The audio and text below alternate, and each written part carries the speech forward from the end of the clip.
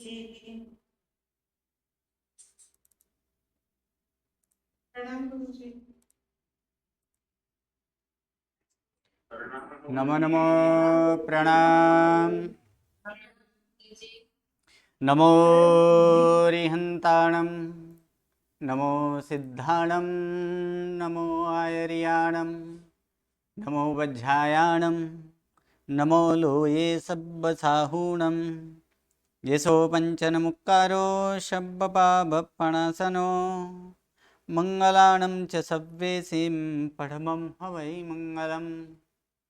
अज्ञानतिमिरन्धानां ज्ञानाञ्जनशलाकया नेत्रम् उन्मीलितं येन तस्मै श्रीगुरवे नमः। परम पूज्य पूज्यपाद कलिकाल सर्वज्ञ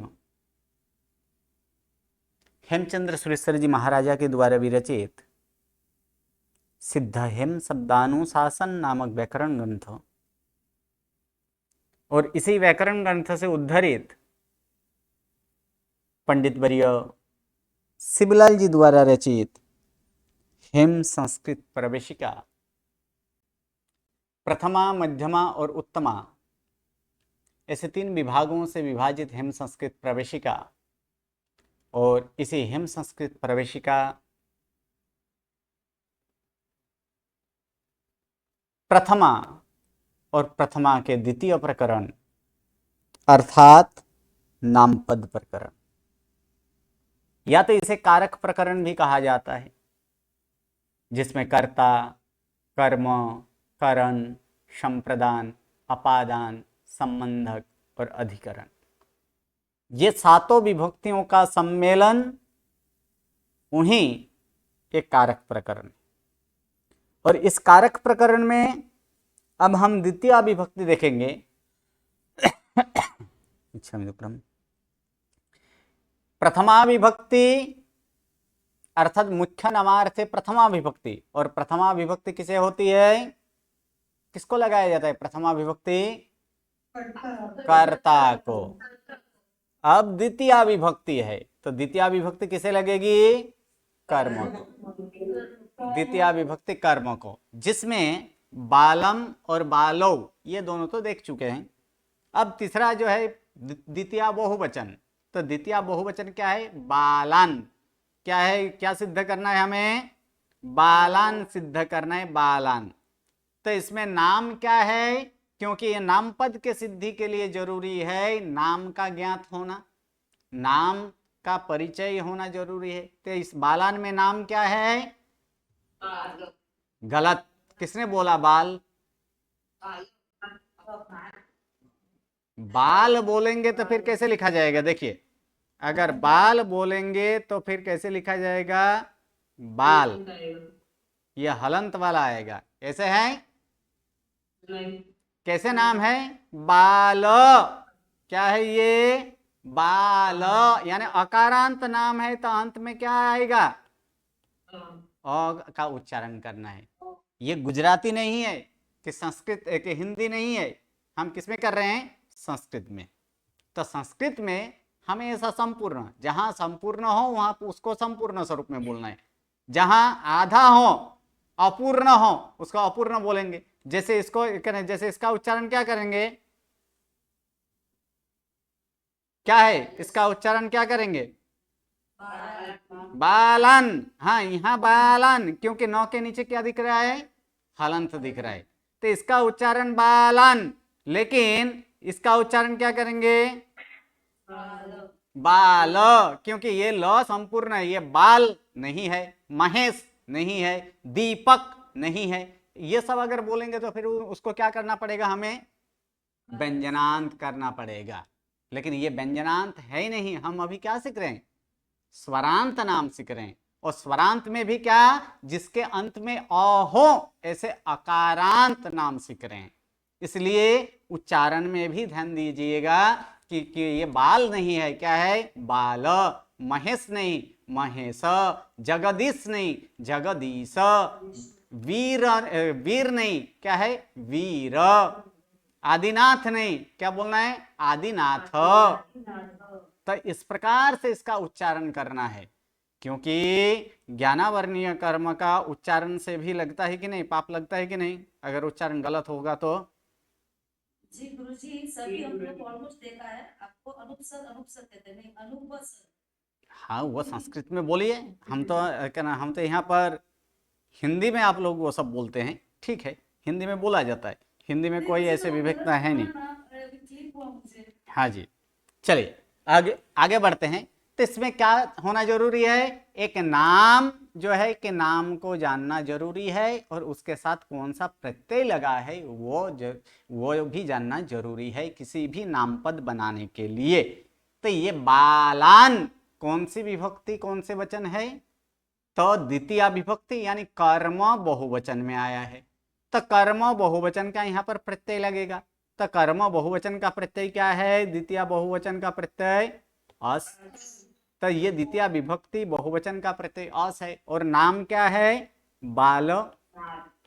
फिर बाल। उच्चारण को सुधारिए थोड़ा, अभी संस्कार जो पढ़ा हुआ है वो समझते हैं कि संस्कार पढ़ चुका है, लेकिन अब उसको सुधारना है, ठीक है? कैसे बोलना है? बाल। नाम क्या है? बाल। और प्रत्यय क्या है? अस प्रत्यय है। तो ये बाल और अस प्रत्यय लगकर यहाँ पर क्या बना है? बालान। लेकिन एक बार तो हम तो देख चुके हैं, प्रथमा बहुवचन में बाल शब्द में अस लगा तो फिर क्या बना, वहां पर क्या बना था? बाला। क्या बना था वहां पर? बाला बना था। लेकिन वही अस प्रत्यय लगकर यहाँ पर बालान कैसे हो गया? तो उसको यहाँ पर देखेंगे। तो प्रथम 3 नियम, इसमें दो नियम तो फिक्स है, तीसरा नियम थोड़ा सा चेंजेस है। तो पहला नियम यहाँ पर सारे के सारे म्यूट कर दें। चलिए अब आगे बढ़ते हैं कि धातु सिवाय के शब्दों को नाम कहा जाता है बाल। दूसरा नियम, विभक्ति के प्रत्यय नाम को अनेक अर्थ में लगते हैं बाल। तीसरा नियम, तो ये किसका है? कि द्वितीय बहुवचन, अर्थात द्वितीय विभक्ति कर्मों को होती है, और कर्मों में क्या करना है? बहुवचन करना है, यानी प्रत्यय लगा दिए बाल प्लस अस। ये बाल प्लस अस प्रत्यय लगा। अब एक नियम आ चुका है, नियम को हम याद कर लिए। द्वितीय विभक्ति के अस प्रत्यय, तो ये क्या द्वितीय विभक्ति का अस प्रत्यय है कि नहीं? तो द्वितीय विभक्ति के अस प्रत्यय है। तो द्वितीय विभक्ति के अस प्रत्यय लगने पर क्या होता है? पूर्व के समान स्वर। तो अस प्रत्यय के पूर्व में समान स्वर है, तो पहले याद कर लेना है हमें कि समान स्वर कितने हैं। कितने समान स्वर है? समान स्वर की संख्या 10। तो क्या ये 10 में अ आता है? आता है। तो फिर ये अस प्रत्यय के पूर्व में अ है? कहां पर है? तो ये बाल, ये ल में अ है। तो ये वही नियम लगेगा। द्वितीय विभक्ति के अस प्रत्यय पर, क्या अस प्रत्यय लगने पर क्या होता है? अस के असहित, अस प्रत्यय का ये जो अ है, ये असहित पूर्व के समान स्वर, यानी अस के पूर्व में जो समान स्वर है उसका दीर्घ होगा। अगर वो पहले से दीर्घ है तो उसको दीर्घ करने की कोई जरूरत नहीं है। अगर वो पहले से दीर्घ नहीं है तो उस वर्ण का उसका दीर्घ होगा। तो फिर इसका दीर्घ क्या होगा? तो अ का दीर्घ क्या होता है? तो अ वर्ण में एक ह्रस्व है और एक दीर्घ है। तो अ वर्ण का दीर्घ क्या होता है? आ होता है। आ होता है। तो यहां पर क्या कर देंगे? वही नियम है, द्वितीय विभक्ति के अस प्रत्यय लगने पर असहित पूर्व के समान स्वर, अ को साथ लेकर पूर्व में जो समान स्वर है उसका दीर्घ होता है। मान लीजिए यहां पर जो है कि बाला नहीं है, यहां पर मान लीजिए मुनि शब्द लिखा है। क्या लिखा है? मुनि। और फिर द्वितीय विभक्ति का अस प्रत्यय लगे तो फिर क्या होगा? हाँ, ये जो ह्रस्व ई है वो क्या हो जाएगा? अ के साथ मिलकर ये ह्रस्व ई का क्या हो जाएगा? दीर्घ ई हो जाएगा। इसका मतलब ये नहीं है कि यहां पर अ है इसलिए आ करना है। अब इसके बदले मान लीजिए यहां पर मुनि है तो ये ह्रस्व ई का क्या हो जाएगा? यहां पर दीर्घ ई होगा।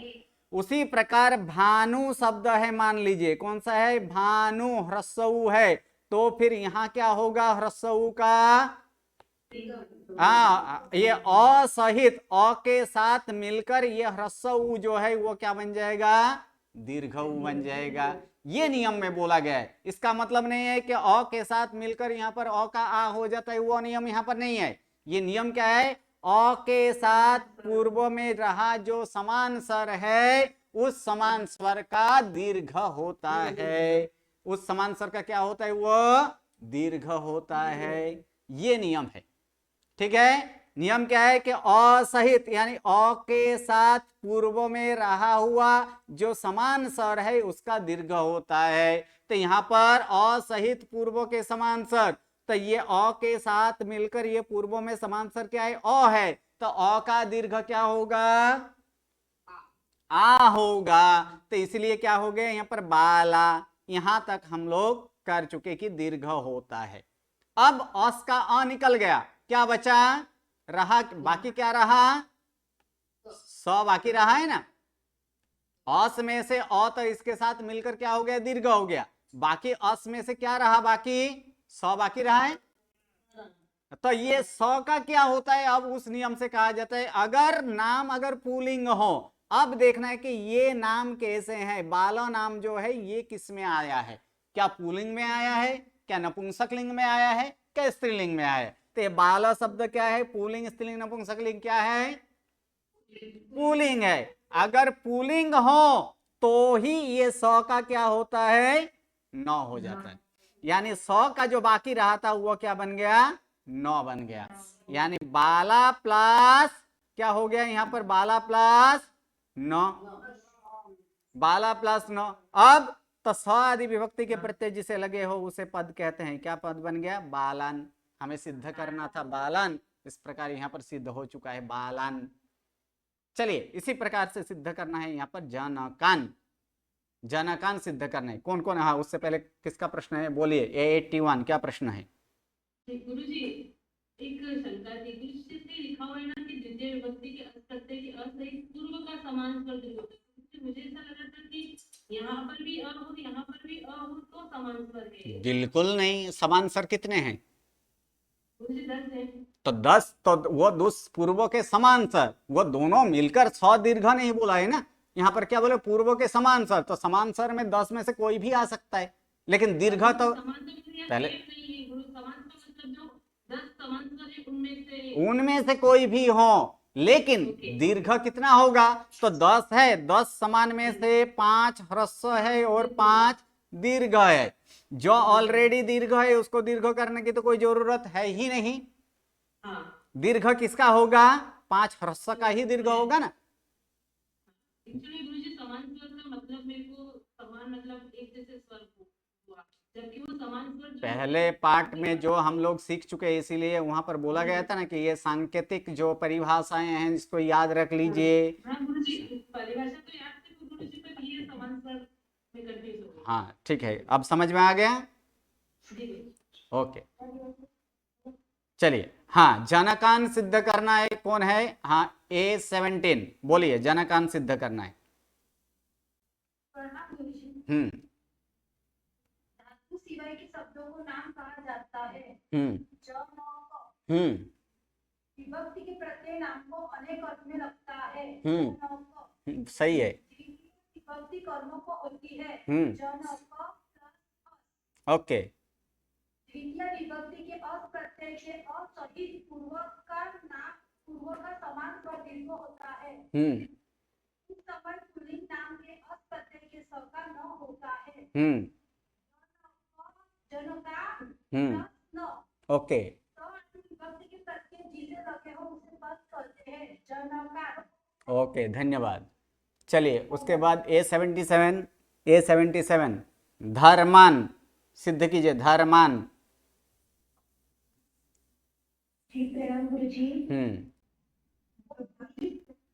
बाकी सारे म्यूट कर ले। हाँ जी A77। धातु सिवाय के शब्दों को नाम कहा जाता है। एक मिनट, कौन बोल रहे हैं, बाकी सारे म्यूट करने के लिए बोला गया है।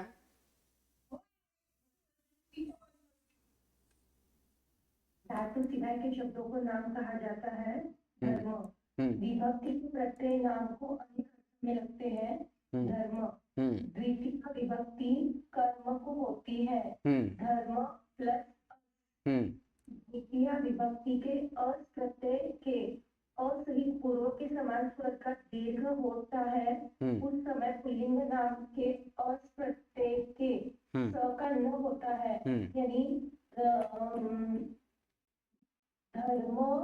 धर्म तो था, पहले दीर्घ करना है, अर्थात क्या होगा? धर्मा प्लस न। धर्म प्लस न स आदि विभक्ति के प्रत्यय जिसे लगे हो उसे पद कहते हैं धर्मान। ओके, धन्यवाद। चलिए A80 आप सिद्ध कीजिए। अस्वान। जी गुरुजी, धातु सिवाय के शब्दों को नाम कहा जाता है। अश्व विभक्ति के प्रत्यय नाम को अनेक अर्थ में लगते हैं। अश्व द्वितीय विभक्ति कर्म को होती है।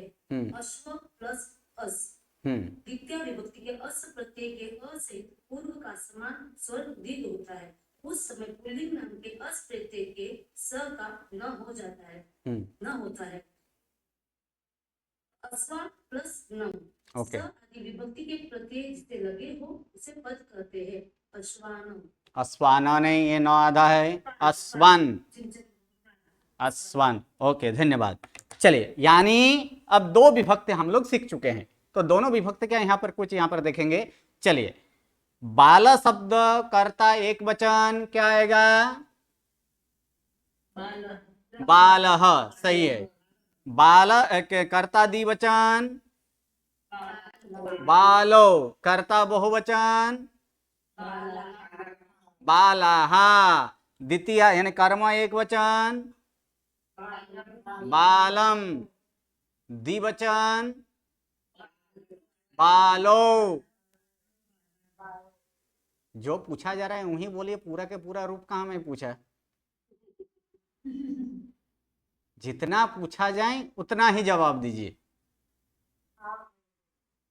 और कर्म बहुवचन बालन, सही है। अब चलिए अश्व शब्द को लेते हैं। अश्व शब्द कर्ता एक वचन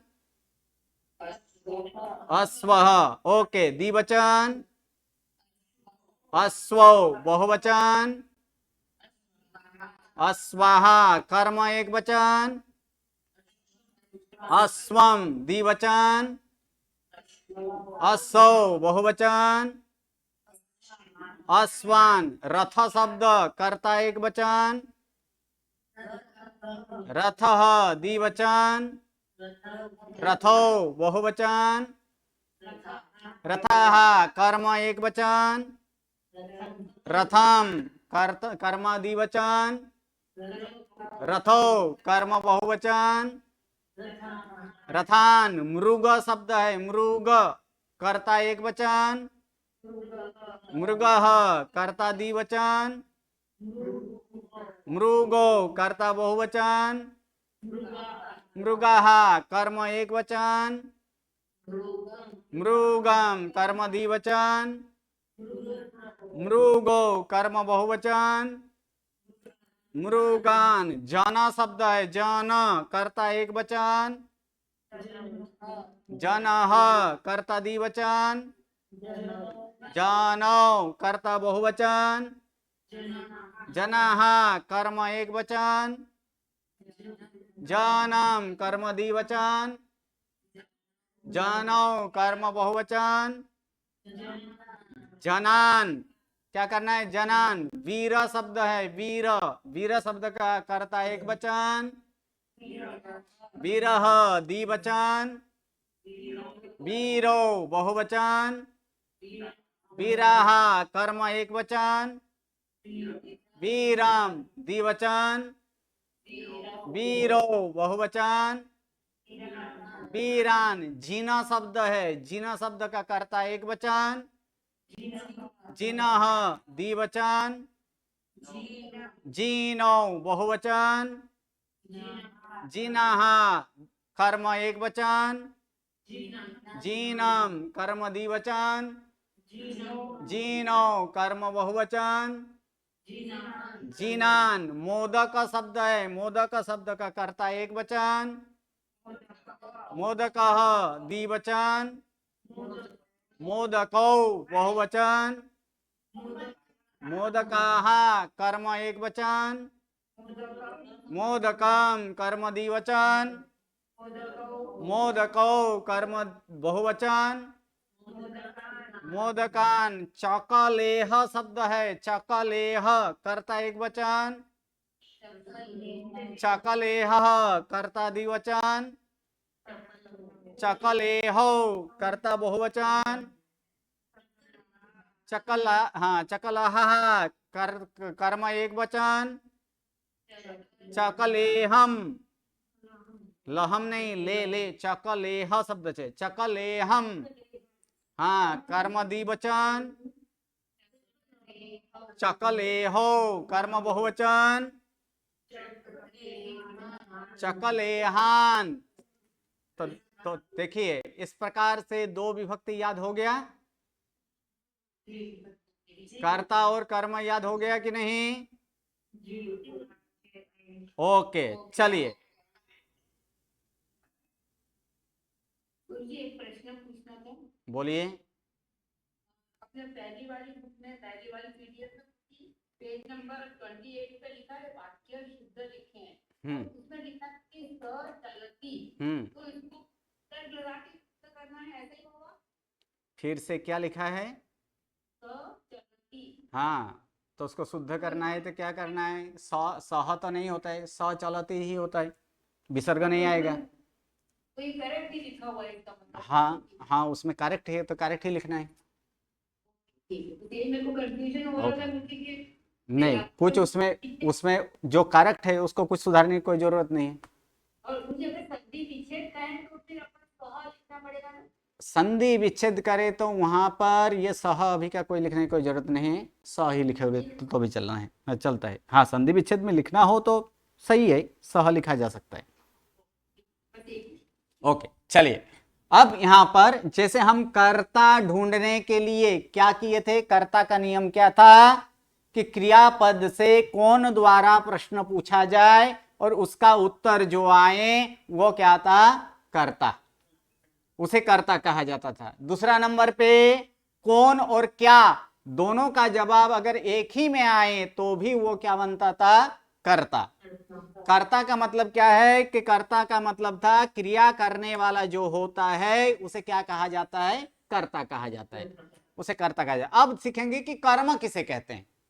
कर्म का अर्थ होता है कि कार्य, एक्चुअल कर्म का अर्थ क्या होता है? कार्य।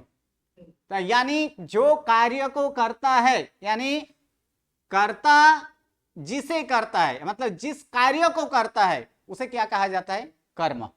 ठीक है। जैसे कि मान लीजिए यहां पर बालक आम खाता है, सबसे पहले इसमें क्रियापद क्या है?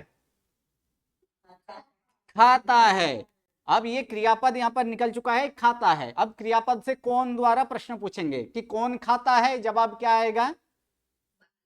बालक खाता है। ठीक है। अब बालक का खाने का कार्य, यानी बालक खाने की क्रिया कर रहा है, लेकिन कौन सा कार्य कर रहा है? खाने की क्रिया जो है, कौन सी क्रिया कर रहे हैं वहां पर?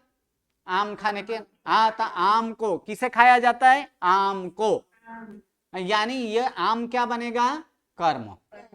यानी यहां पर अगर देखा जाए कि क्रियापद से अब कौन नहीं, लेकिन क्रियापद से क्या से प्रश्न पूछा जाए और उसका अगर जवाब, उसका जो जवाब आए, उसका उत्तर जो आए वो क्या होता है? कर्म होता है। यानी क्रियापद से कौन द्वारा प्रश्न पूछा जाए तो कर्ता, लेकिन क्या द्वारा प्रश्न पूछा जाए तो कर्म आएगा। और ये कर्म जो है ये तीन प्रकार के यहां पर देखेंगे, ये तीन प्रकार का कर्म है, मतलब ये कर्म के यहाँ पर तीन तरीके से यहाँ पर हो सकता है। प्रथम नंबर बोला गया कि कर्ता द्वारा जिसे प्राप्त करने की इच्छा करें, अर्थात वो जिसको प्राप्त करना चाहे उसे भी क्या कहा जाता है? कर्म। जैसे उदाहरण के स्वरूप में बालक गांव जाता है, तब बालक किसको प्राप्त करता है? गांव को, तो गांव को क्या लगेगा? कर्म। गांव क्या बनेगा? कर्म। लेकिन अनुवाद के समय उसको हम सप्तमी में भी बोल सकते हैं। बालक वन में जाता है, तब वन में, तब में कौन से विभक्ति हुआ? सप्तमी ना। लेकिन संस्कृत में क्या होता है कि जब उसका हम अनुवाद करेंगे तब उसको हम सप्तमी में बोल सकते हैं। लेकिन संस्कृत में ये क्या है कि बालक किसको प्राप्त करता है? वन को, यानी वन को प्राप्त करता है। अतः वन को कौन सी विभक्ति लगेगी संस्कृत में? द्वितीया, यानी कर्म। और कर्म को कौन सी विभक्ति होती है? द्वितीया विभक्ति, यानी कर्म को द्वितीया विभक्ति। अर्थात प्रथम नंबर यह है कि कर्ता द्वारा जिसे प्राप्त करने की इच्छा हो उसे कौन सी विभक्ति? कर्म होती है। सेकंड नंबर, जो सर्जन किया जाता है वह कर्म है। अर्थात कुछ वस्तुओं का निर्माण करना होता है, जिसे सर्जन करना अर्थात जिसकी रचना किया जाए उसको भी कौन सी विभक्ति होगी? कर्म होगी। जैसे कि मान लीजिए पर माली माला बनाता है, माली माला बनाता है, तो इसमें कर्ता क्या है? कौन है कर्ता? कौन है? माली। और इसमें क्रिया क्या है? बनाता है। अब जिसका सर्जन, किसका सर्जन हो रहा है? माला। तो माला को कौन सी विभक्ति होगी? द्वितीया। अर्थात माला क्या बनेगा? कर्म बनेगा। प्रथम नंबर, जिसे प्राप्त करने की इच्छा हो या तो जिसे प्राप्त किया जाए वह एक कर्म। सेकंड नंबर, जिसकी सर्जन, दर्शनाबेन म्यूट, जिसका सर्जन करना हो अर्थात जिसकी उत्पत्ति हो रही हो, ऐसे सर्जन हो, वो भी क्या है? वो भी कर्म होता है। तीसरा नंबर पे, क्रिया का फल जिसमें पाया जाता हो, क्रिया का फल जिसमें पाया जाता हो वह भी कर्म है। क्रिया का फल जिसमें पाया जाए वह कर्म है। जैसे कि वह जिनेश्वर को पूजता है, वह जिनेश्वर की पूजा करता है। हम यहाँ पर क्या बोले? जिनेश्वर की पूजा करते हैं, इधर पूजा करता है। तो का की कु कौन सी विभक्ति? का की कु क्या है? वह संबंधक है ना। हर्षाबेन म्यूट। तो यहां पर क्या है कि वह जिनेश्वर की पूजा करता है। क्रियापद क्या है? पूजा करता है। तो ये पूजा करना वो क्रिया है। तो ये पूजा की फल किसमें पाया गया? जिनेश्वर में आया। तो पूजा का फल किसमें आया? तो जिनेश्वर में आया। यानी क्रिया का फल जिसमें हो वहां भी उसे क्या होगी? कौन सी विभक्ति? द्वितीया विभक्ति, यानी कर्म। यानी वहां भी वो कर्म होगा, कारण कि क्रिया का फल उसमें है। लेकिन जब हम अनुवाद करते हैं तब उसको हम षष्ठी में बोलते हैं।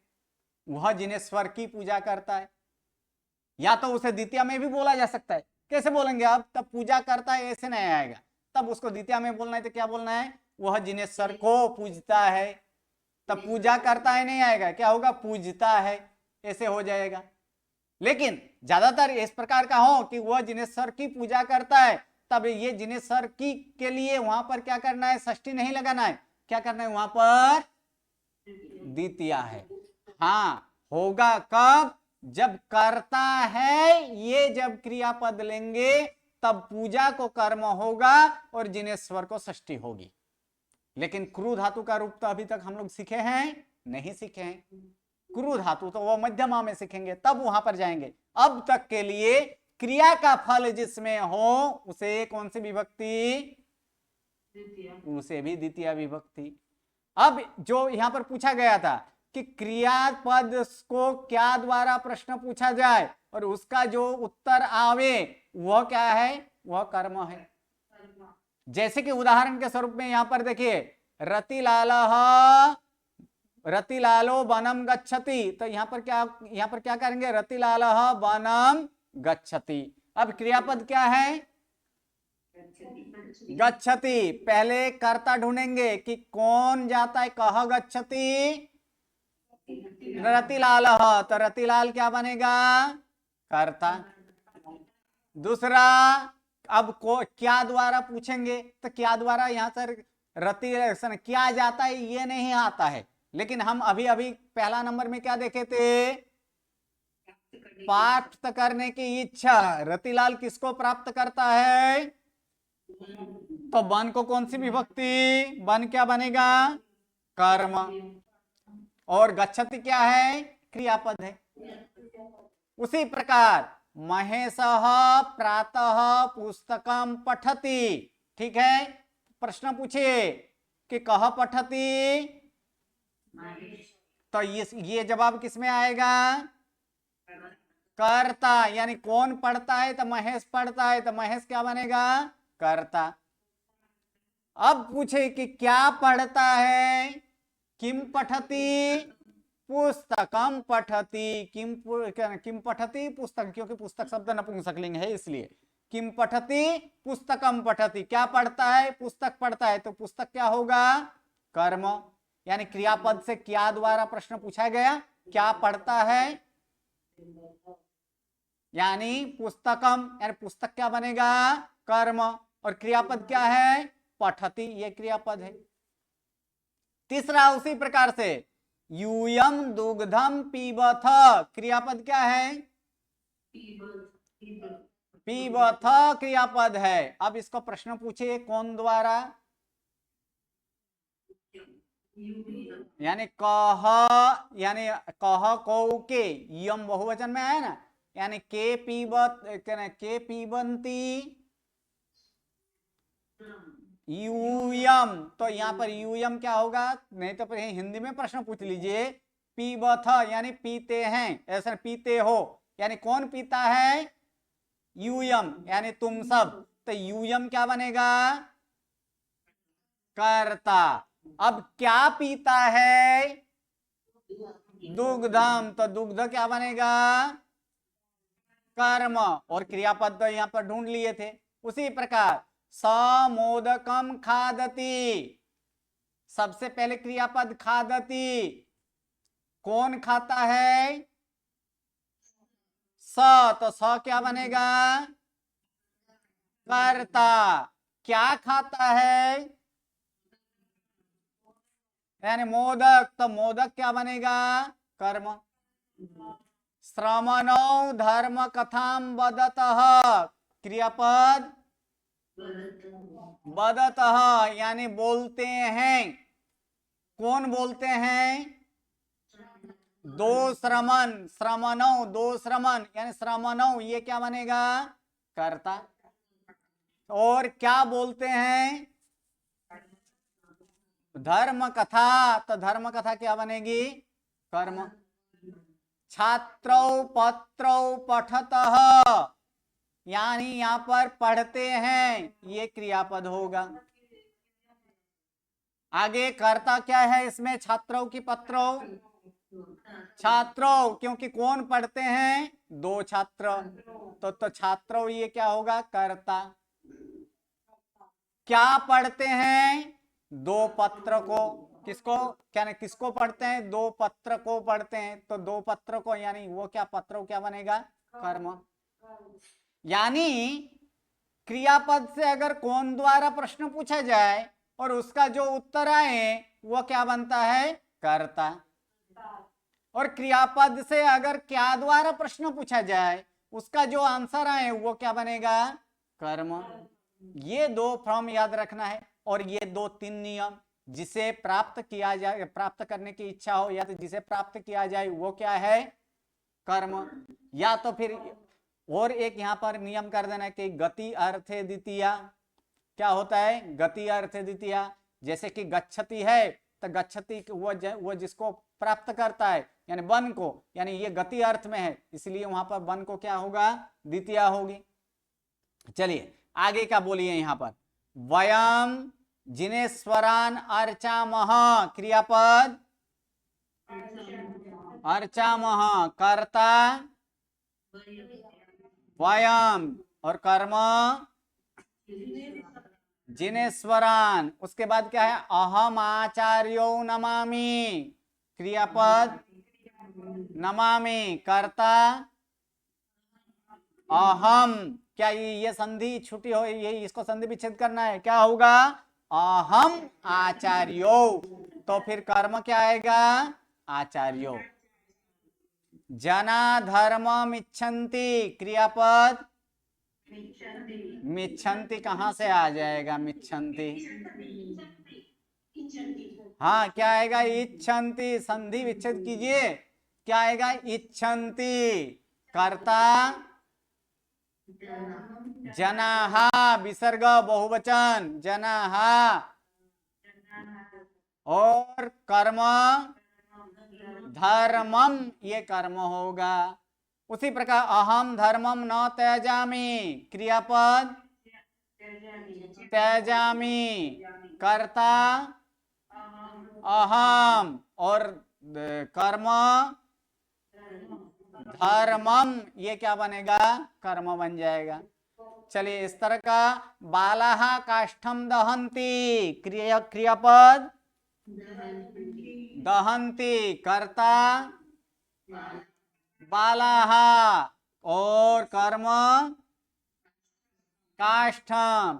सदेवमर्चति, संधि विच्छेद बोलिए, हाँ सहदेवम अर्चति। तो क्रियापद क्या आएगा, अर्चति, मर्चति नहीं, यहाँ पर मिर्च मसाला नहीं है, यह क्या है, अर्चति है, क्या है, अर्चति। ये क्या बनेगा, क्रियापद। कर्ता सह, ओके। और कर्म देवम। स माम भणति, बोलिए,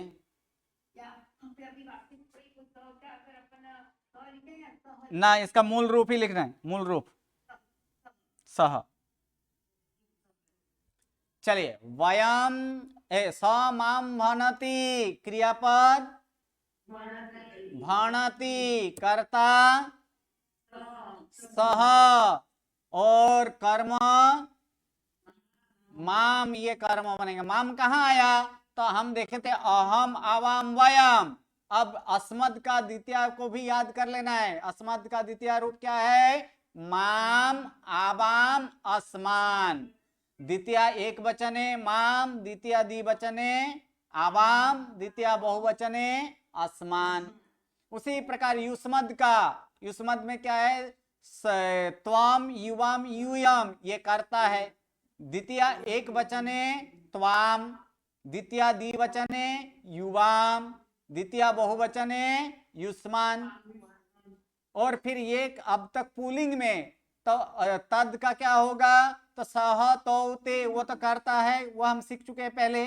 द्वितीय एक वचने तम, क्या आएगा, तम।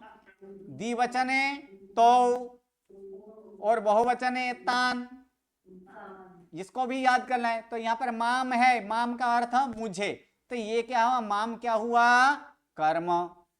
वयम धनम रक्षामः, वयम धनम रक्षामः, तो इसमें क्रियापद रक्षामः, ये क्रियापद होगा। कर्ता वयम, ये कर्ता होगा। और कर्म धनम, ये कर्म होगा। तो इसी प्रकार से कर्ता कर्म क्रियापद अब तक इसे क्या करना है, पहचानना है। कर्म जो है वो कर्म तीन प्रकार का कर्म है, जिसमें प्रथम नंबर है कि निर्वृत्त कर्म, दूसरा नंबर में है विकार्य कर्म, और तीसरा नंबर में है प्राप्य कर्म। ये कर्म जो होता है वो तीन प्रकार के हैं। पहले है कि निर्वर्त्य कर्म, यानी जो वस्तु पहले नहीं थी, यानी जिससे नूतन यानी नवीन ही कोई वस्तु, कोई पदार्थ, कोई द्रव्य का उत्पन्न हो, तो वो नूतन उत्पन्न हुआ वस्तु या पदार्थ, या तो वस्तु की जहां पर विद्यमानता न हो, या नई वस्तु को उत्पन्न जो करें, तो उस उत्पन्न करने वाले कर्म को कौन सा कर्म कहा जाता है, निर्वृत्य कर्म। जैसे उदाहरण पे तम काव्यम सृजसी, पहले काव्य था नहीं था, काव्य की रचना की गई ना, ये पहले काव्य नहीं था, ये नूतन वस्तु की ही उत्पन्न हुई। यानी जो कहीं था नहीं और नूतन वस्तु का उत्पन्न होता है तो वो भी कर्म तो होता है, लेकिन कौन से कर्म में आएगा? वो निर्वृत्त कर्म। स श्लोकान रचयति, सह श्लोकान रचयति, किसकी रचना हो रही है? श्लोक की। श्लोक को तो ये तो है, लेकिन कौन से कर्म में आएगा? तो निर्वृत्त। क्यों? क्योंकि पहले ये श्लोक नहीं था, अभी ये नया नया श्लोक बनाया है, तो नूतन वस्तु का उत्पन्न होना, ऐसे कर्म को निर्वृत्त कर्म। महिला पुत्रम जनयति, कोई स्त्री पुत्र को जन्म देता है, तो पहले पुत्र था नहीं था, अभी पुत्र का जन्म यानी नवीन वस्तु का उत्पन्न हुआ होता है, तो वो पुत्र को ये कर्म, लेकिन कौन सा कर्म होगा? निर्वृत्त कर्म। तीसरा, लेखक गद्यम रचयति, यानी लेखक रचना करती है, किसकी? गद्य का।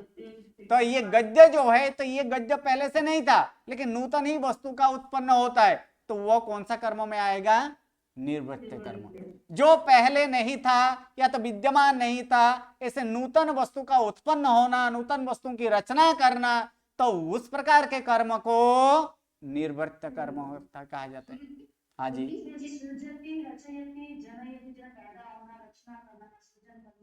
हाँ हाँ जी,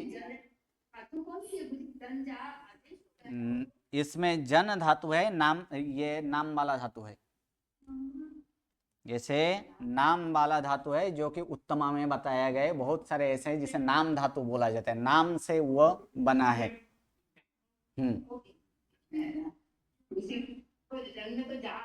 नहीं, वो अलग है, जन का जा आदेश होना वो अलग है। यहाँ पे जन शब्द यानी उत्पन्न होना, और उस प्रकार का हो तो उसमें जनयति होता है। जैसे सत्यापयति, तो सत्यापयति ये क्या? सत्य शब्द से बना है, उसी प्रकार से नाम धातु बोला जाता है, वो उत्तमा में आएगा। ये उत्तमा किया जिसने जिसने क्या होगा उसको पता है। चलिए, उसके बाद दूसरा नंबर विकार्य कर्म। विकार्य, हाँ कौन है? म्यूट कर लीजिए। विकार्य कर्म, विकार्य कर्म अर्थात तो मूल वस्तु का नाश अथवा तो वस्तु में फेरफार अर्थात वस्तुओं में परिवर्तन जो आता है, तो इस प्रकार का कर्म को क्या बोला जाता है? विकार्य। विकार्य का मतलब ये होता है विकार भाव। विकार भाव का अर्थ क्या होता है? विकार उत्पन्न होता है। विकार भाव का मतलब क्या? मूल स्वरूप को छोड़कर वो कोई और स्वरूप को जो प्राप्त करें, ऐसे भाव को क्या बोला जाता है? विकार भाव बोला जाता है। जैसे दही क्या है? विकारी है, दही विकार से हुआ है। किसका विकार है दही? दूध का। दूध का विकार अवस्था वो दही है, क्योंकि दूध स्वरूप में अब नहीं रहा, उसका क्या? उसका परिवर्तन, वस्तु में परिवर्तन हुआ है ना, यानी मूल स्वरूप से परिवर्तन जो स्वरूप में आता है वो क्या होता है? वो विकार।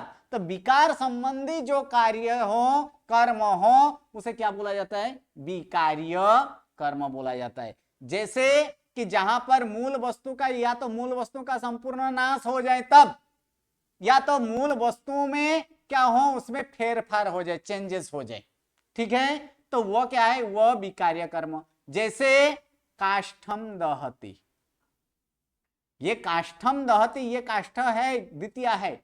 काष्ठम दहति अर्थात यहां पर काष्ठ का नाश होना, काष्ठ जलता है, यानी जलने से वो क्या बनेगा? राख बनेगा ना। तो अब तक ये काष्ठ का नाश हुआ कि नहीं? यानी वस्तु का संपूर्ण नाश हो, मूल वस्तु का नाश। तो इस प्रकार जिस वस्तु का नाश होता है उसे भी कौन सा क्या लगेगी? कर्म। यानी कौन सा कर्म होगा? वो विकार्य कर्म।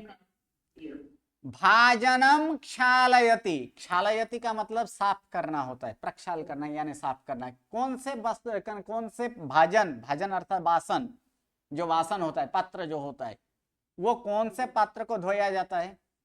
जो गंदा होता है वही ना, जो गंदा होता है उसे धोया जाता है ना। तो गंदा ऐसे भाजन को, यानी इस प्रकार का भाजन को गंदा से वो क्या होता है, उसको साफ किया जाए। जैसे एकदम काला है, जिस कारण चूल्हा में जलाने से क्या हो जाता है, वो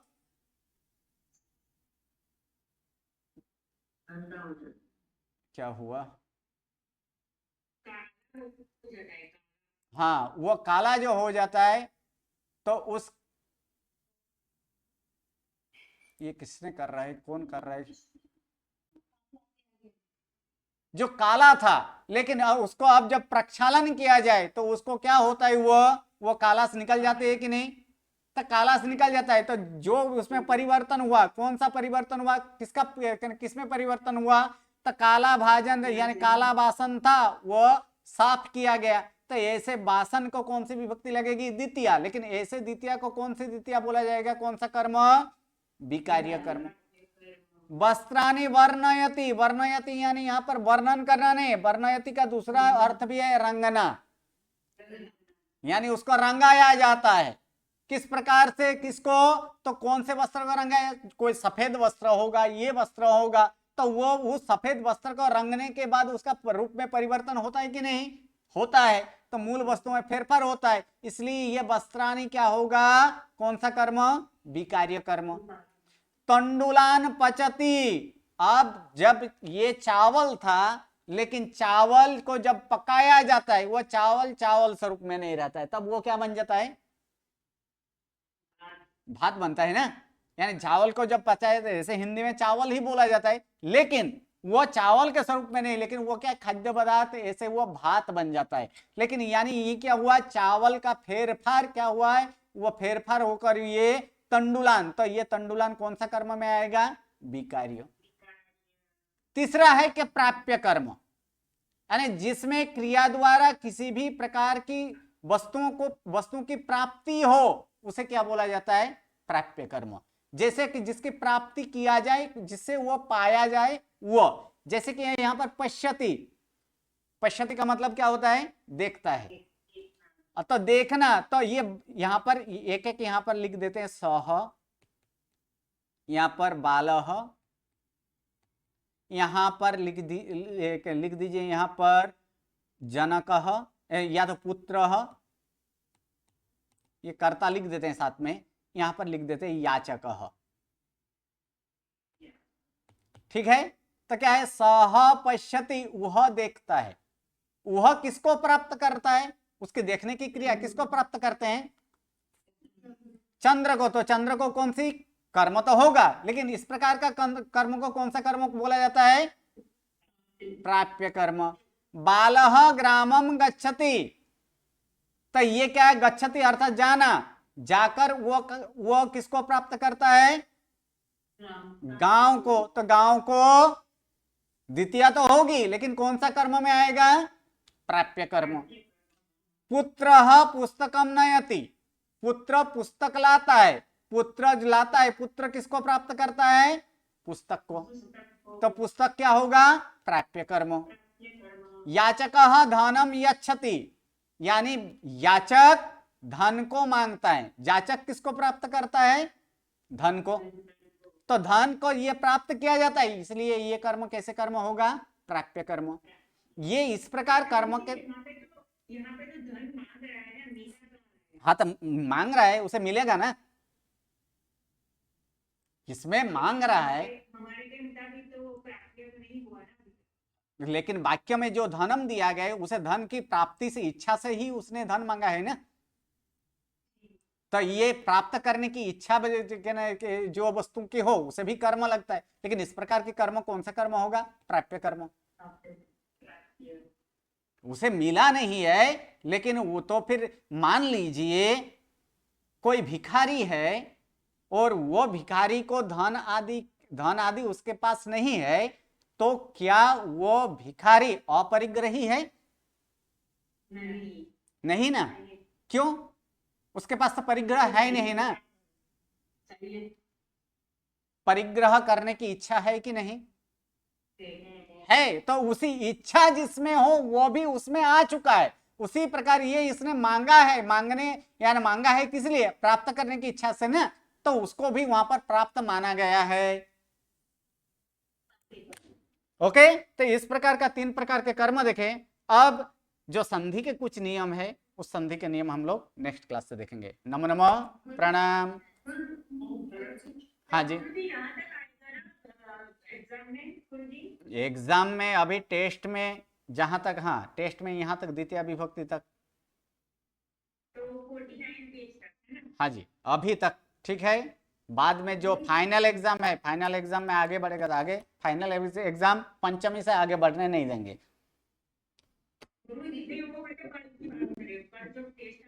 हाँ कल जो टेस्ट है यहाँ तक। हाँ जी,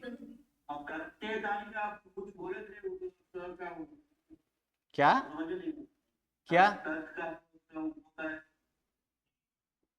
मुझे समझ में नहीं आया, आप क्या प्रश्न पूछ रहे हैं। सतौते, सतौते ये करता है, तम तो तान कर्म है। आगे वाला पेज नंबर निकालिएगा, आपको कितना नंबर पेज में है वो, जब सर्वनाम का जब वहां पर दिखाया गया था उस समय दिया गया था रूप। हाँ 43 में देख लीजिए, वहां पर कर्ता वाला जो है तद कर्तरी, तद का पुलिंग वाला, वो पुलिंग वाला रूप जो है उसको याद कर लीजिएगा। हाँ जी 43 में होगा। गुरुजी, हाँ जी, महिला पुत्रम जनयति जो है ना, वो समझ में नहीं आया वापस। महिला पुत्र को जन्म देता है, तो पुत्र पहले था नहीं, पुत्र का नया पुत्र, ऐसे पुत्र था नहीं, ऐसे नूतन आया कि नहीं, नवीन स्वरूप में आया कि नहीं, तो इसलिए वो कर्म। हाँ बोलिए। जनयति में दिक्कत आ रही है। जनयति जनयति का मतलब जन्म देना। आत्मनेपदी में आना चाहिए नहीं पर? हाँ जी, वो आत्मनेपदी में नहीं आना चाहिए। ना जनयति वो जनजा धातु नहीं है, वो उत्पन्न होना वो नहीं है, ये जनयति है।